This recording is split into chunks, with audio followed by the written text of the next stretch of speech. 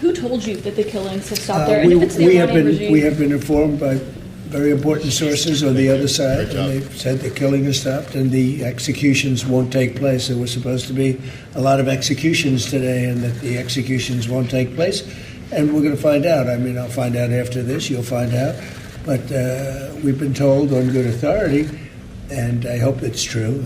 Who knows, right? Who knows? We've Crazy seen the body world. bags, so how do you trust No, them? you've seen that over the last few days, and they said people were shooting at them with guns, and they were shooting back, and it's one of those things. But they told me that there'll be no executions, and so I hope that's true. Does this mean military action is now off the table against Iran? We're going to watch it and see what the process is, but we were given a very good statement by people that are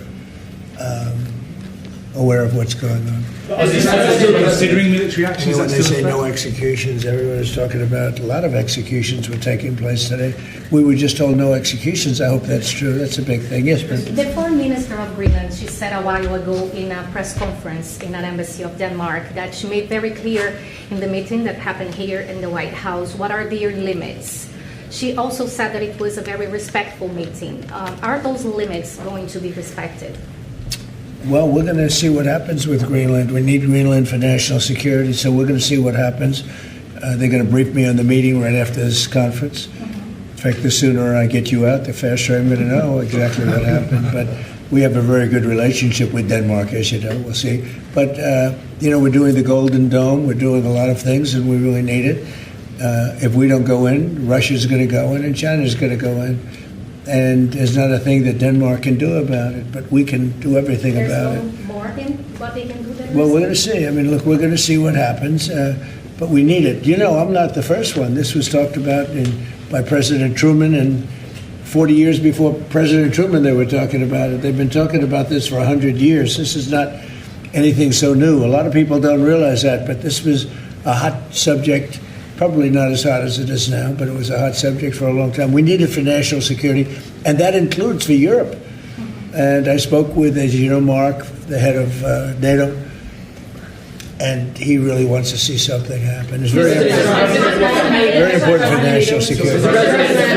It's being reported that Health and Human Services released frozen funds to Planned Parenthood. I'm wondering why this happened and why Planned Parenthood is receiving any federal funds. I don't know anything about that. Bobby, do you know anything about that? What was the question? It's being reported that frozen funds were released to Planned Parenthood in December by HHS. I'm wondering why that happened. I haven't heard I have that. not heard that. I have not heard that. Mr. President, on NATO, right now it sounds like you are saying that you would potentially acquire Greenland by force. That would be a NATO country. Well, you're saying that. Are you saying that? Would you do that? No, you're saying that. Would you I acquire didn't them say by it. force No, right you're now? telling me that that's what I'm going to do. You don't know what I'm going to do. So what are the options? Your then? network Because doesn't know either. The Danish foreign minister said that there's still fundamental differences after the meeting with Rubio and with the vice president. Are you willing to leave the NATO alliance in order to get what you want with Greenland? What are the options right now? Well, I wouldn't be telling you what I'm willing to do, certainly. I'm not going to give up options, but it's very important. Greenland's very important for the national security, including of Denmark. And the problem is not a thing that Denmark can do about it if Russia or China wants to occupy Greenland. But there's everything we can do. You found that out last week with Venezuela. There's everything we can do about things such as that. Not going to happen. We're not, I can't rely on Denmark being able to fend themselves off. They were talking about they put an extra dog, and they were serious about this. They put an extra dog sled there last month. They added a second dog sled. That's not going to do the trick. Denmark fought alongside the United States in both Afghanistan. Thank you for and telling me Iraq. that. I appreciate it. But I have a very good relationship with Denmark, and we'll see how it all works out.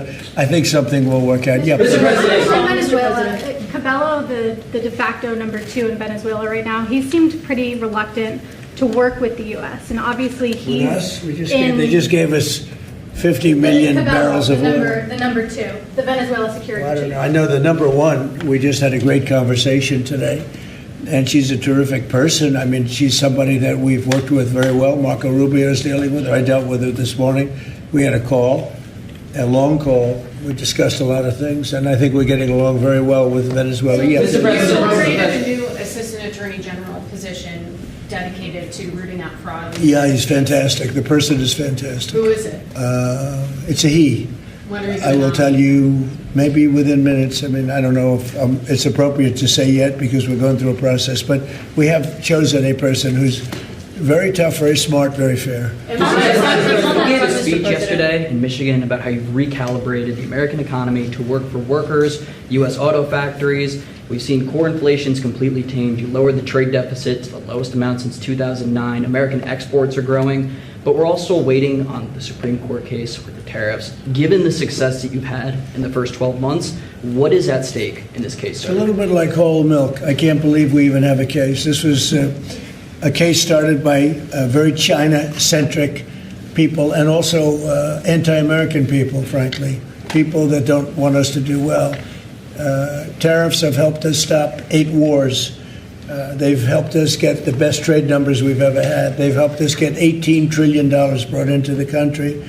And maybe above all else, they've given us tremendous national security. Just the threat of tariffs. You saw that just yesterday when I put tariffs on a certain country. We won't talk about that country, but you know who it is. Based on the fact that if you do business with that country, you know, it's going to make them, it's going to bring them to the table a lot faster. So we have made hundreds of billions of dollars with tariffs. We have very little inflation. Think of it. Inflation's gone down and productivity, everything has gone up. We've never taken in money like we have. We've never had anywhere near $18 trillion invested in our country, neither has any other country. It's the biggest number by maybe 5 times. 5 times, not 5%, 5 times. Nobody's ever seen numbers like this. We have plants going up. You know, you mentioned I was in Michigan yesterday. I was at the Ford plant where they make the Ford 150. It's one of the original plants. It was from before World War I. It's a giant plant. That plant was probably going to be closed. And 2 years ago, they were doing very poorly. And now they just announced yesterday that they're going to go 24 hours around the clock. 3 shifts, which they rarely do. That's Ford, and Ford's having the best numbers they've ever had. General Motors having the best numbers they've ever had. Stellantis, which hasn't been here, is now investing billions, tens of billions of dollars on building in the country. We're building auto plants all over the country. We're building AI all over the country. We're leading China by a lot, and a lot of it has to do with tariffs. That would be a very disappointing decision. And especially since the people that are fighting me are people that want China to do well. And we're doing great against China. We're doing great against everybody. We're the hottest country anywhere in the world. As I say often, we're right now the hottest country anywhere in the world. And a year and a half ago, we were a dead country. Thank you very much, everybody. You said